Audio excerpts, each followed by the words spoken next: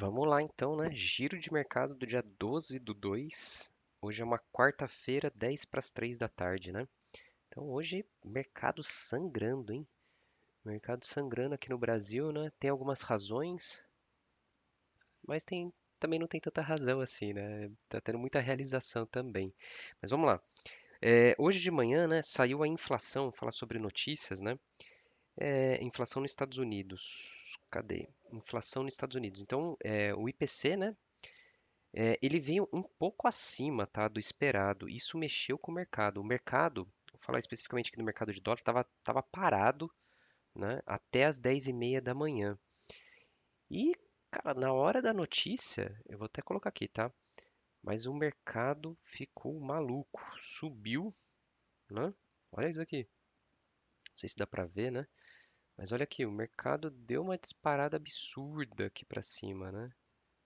Chegou a subir 0,5% muito rápido, ficou aqui aquela volatilidade, né? Ó, volatilidade, volatilidade, e agora voltou para os mesmos padrões que ele estava no começo do pregão, tá? Mas essa volatilidade ela veio porque realmente a inflação lá nos Estados Unidos ela veio um pouco acima do esperado. Lembrando que ontem o Powell fez o discurso, né, no Senado norte-americano, né? Então os senadores ficam fazendo algumas perguntas para ele e hoje ele fez na Câmara dos Deputados, né? Eu acabei não assistindo o de hoje, mas é muito padrão, né? Eu acho que nem chegaram a questionar ele sobre. Depois eu vou dar uma olhada, eu trago para vocês.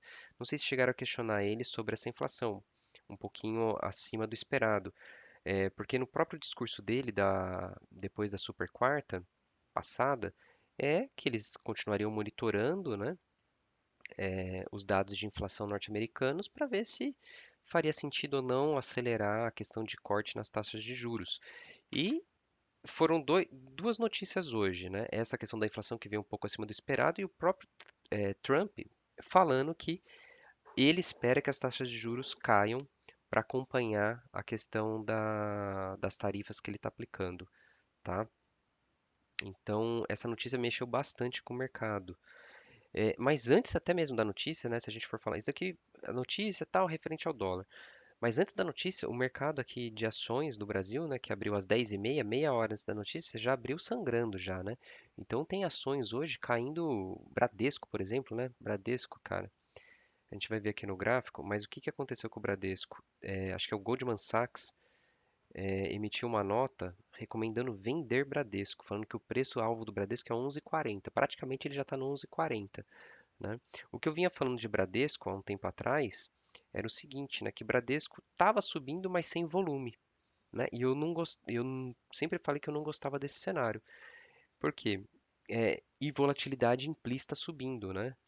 Ó, volatilidade implícita subindo. Isso, cara, isso daqui é cenário para dar ruim, tá? Para baixo. É cenário para dar ruim para baixo. Mas eu realmente não esperava que o Goldman Sachs ia cortar o Bradesco aí, né? Falando que o Bradesco cortou a recomendação de compra e recomendou vender o papel, dizendo que o preço-alvo é 11,40. Ele deu lá é, a justificativa dele, questão de retorno sobre o patrimônio, né? Aquelas análises que os caras pegam. Vou ser bem sincero, tá? Eu já trabalhei em banco por muitos anos. Os analistas de mercado, cara, pode ser o analista mais ferrado que tem, né? Como que ele julga as informações que saem no balanço? Primeiro que ele lê o balanço, então quando ele lê o balanço e faz as métricas, cara, perfeito, né? Segundo passo, ele liga para a área de relação com os investidores da própria instituição para ficar perguntando, né? Ah, tá, eu vi aqui isso aqui no balanço, eu tenho uma dúvida, tenho outra. Agora, você acha mesmo que o cara da relação com os investidores vai ser o gerente que vai responder, não vai ser um analista, vai ser o superintendente, vai ser o diretor de relação com investidores, vai responder para esses analistas de mercado que estão analisando o balanço da instituição. Você acha mesmo que o cara lá da relação com os investidores vai falar que a instituição, seja ela qual for, está ruim? É óbvio que não vai falar, ele sempre vai falar coisas boas, tá? Então, quando vem uma notícia dessa, seja analista da Goldman Sachs, seja UBS, seja Bradesco, seja Itaú, seja não sei o que, dizendo que cortou a recomendação de compra, que agora ele indica vender o papel, não é porque necessariamente, vocês têm que ter o discernimento disso, não é porque necessariamente a instituição que eles estão analisando está ruim.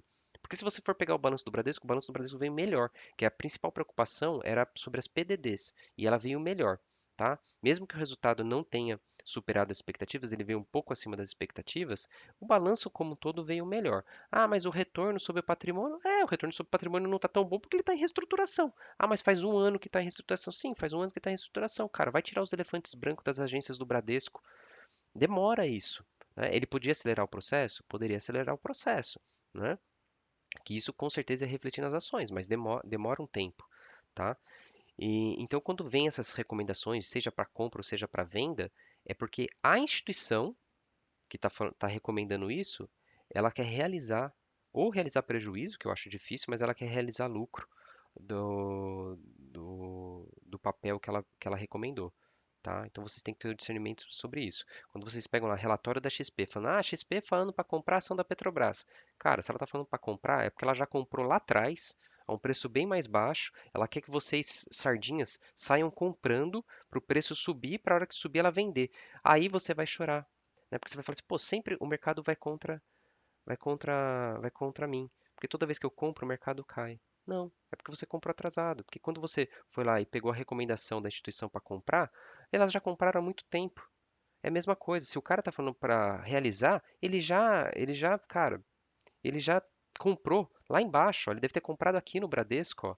Tá vendo? Quando o Bradesco bateu lá os R$ 11, ele comprou. Aí ele fez um lucro de quantos por cento aqui? Imagina os milhões que ele fez.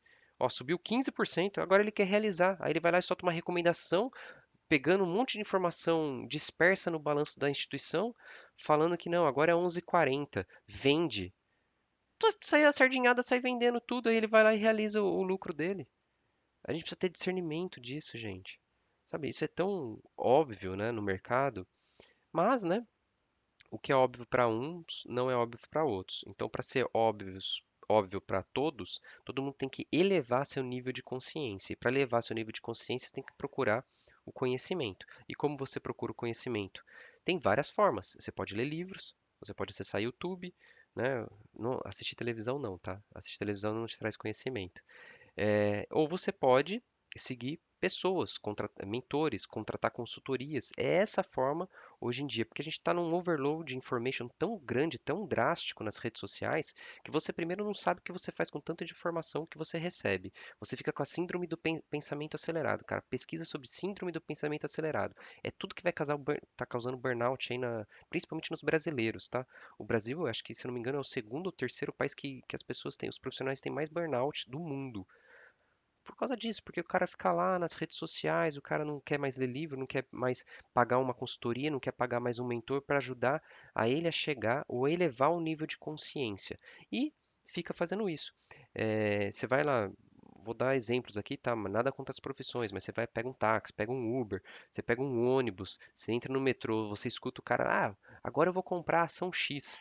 Aí você fala, nossa, se eu não comprar, eu vou ficar de fora. Aí você vai lá e compra. Cara, mas olha só, se o cara tá falando é porque ele pegou alguma recomendação. A recomendação de quem ele pegou, provavelmente de um banco, de uma instituição, o cara já comprou há muito tempo. Você está comprando atrasado. Então a gente tem que tomar cuidado com isso, tá? Foi só um desabafo aqui, mas vamos pro que importa, né? Então a inflação nos Estados Unidos veio mais alta do que esperado. Quando saiu, os índices americanos das bolsas lá fora estavam subindo, cara, virou tudo, tá?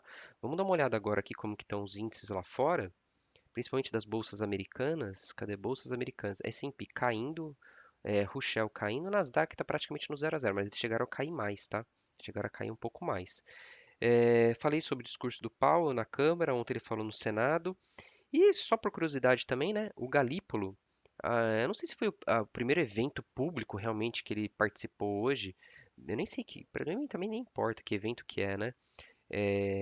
Mas ele foi confrontado pelo um ex-ministro de Banco Central, Armínio Fraga, né? E ele ficou em saia justa, tá?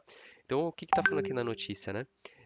No evento em que estava o Galípolo e o ex-presidente do Banco Central, Armínio Fraga, o Galípolo falou que o problema do Brasil é o problema de comunicação. Ele tá falando que nem o pai dele, né? O pai dele é o Lula, né? Ele tem que tomar cuidado nessas falas. Pô, o problema de comunicação no Brasil, cara, você vai comprar uma carne. Sabia que aqui em Santa Catarina, né? Outro dia eu fui no mercado, cara, me espantou, viu? Peça de filé mignon tava com aquele tag. Sabe aquele tag quando você passa na porta lá de loja, ele apita para não ser roubado? Olha só o nível que a gente chegou, cara. Você vai pegar uma peça de picanha, uma peça de filé mignon, elas têm o tag para não ser roubado. Tá valendo ouro, carne, né? Então, o cara tem que tomar cuidado porque o Brasil não é, o problema não é falta de comunicação. E aí o Arminio Fraga chegou para ele e falou que realmente o problema do Brasil não é um problema de comunicação. O problema do Brasil é um problema crônico, né? Piorou, né? A gente estava tentando sair desse problema crônico no governo anterior e no outro governo do Michel Temer já estava tentando sair. Agora realmente a dor crônica está piorando e o paciente que somos nós brasileiros e o nosso país já entrou na UTI, né? E o Galípolo continua insistindo que o problema do Brasil é a comunicação. Tá? Então, mais uma vez, a gente tem que ter discernimento de notícia, tem que ter discernimento de compra e venda de ação, tá? Eh, mas a gente não pode viver na expectativa, né? Realmente, se o Goldman Sachs vem e fala que cortou a recomendação do Bradesco, a gente tem que se reposicionar, tá? Eu tinha até comentado esses últimos dias que eu tenho posição no Bradesco e eu estou me reposicionando, não porque eu não confio no Bradesco. Eu confio, mas sei que o Bradesco tem muitos problemas, tá? Quem quiser saber pode mandar mensagem que a gente pode trocar uma informação sobre isso. Ele tem muitos problemas, mas ele também tem muito potencial para recuperar aquilo que ele já valeu aqui algum tempo atrás, tá? Então, você vai ter que acabar se reposicionando porque existem grandes players no mercado que estão realizando lucro, você tem que ter estômago para segurar esse período, tá bom? Então esse é o giro de mercado, hoje foi mais um desabafo, mas eu acho que é interessante a gente conversar sobre isso e quem tiver alguma dúvida, alguma curiosidade, pode entrar em contato.